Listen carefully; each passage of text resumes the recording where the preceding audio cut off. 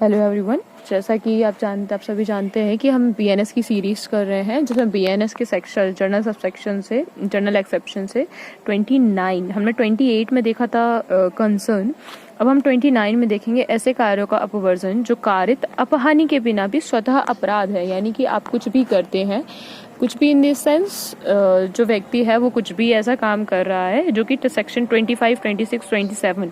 जो है 25, 26 और 27 के विस्तारों का कार्यों का उनमें जो कार्य है उसका नहीं है, उस पर बिल्कुल भी नहीं है। यानी कि 25, 26 और 27 पर नहीं है। लेकिन 29 में अगर 29 के द्वारा आप ऐसी कोई भी अपहानि कर रहे हो, आप सहमति दे रहे हो, आप स्वयं जानते हो कि उसका परिणाम क्या हो सकता है और आप उसके लिए परमिशन दे रहे हो, सहमति दे रहे हो,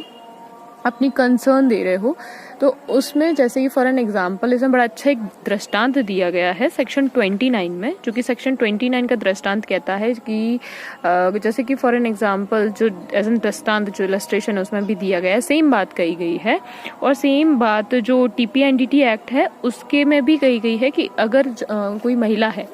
ना, गर्भवती है और एक टाइम ड्यूरेशन है लिमिट के बाद में, जानते हुए भी वो अबॉर्ट करती है यानी अबॉर्शन कराती है अपना,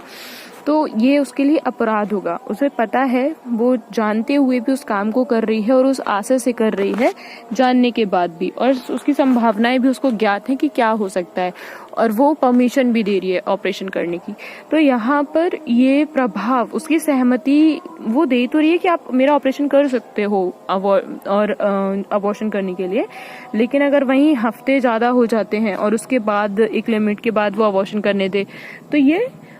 बिल्कुल भी अलाउ नहीं है। वो स्वतः ही, भले ही वो कंसर्न अपनी मर्जी से दे रही है, वो अपना अवॉर्ड करा रही है, बट स्टिल वो एक अपराध बन जाएगा अपने आप ही। Thank you so much for listening this.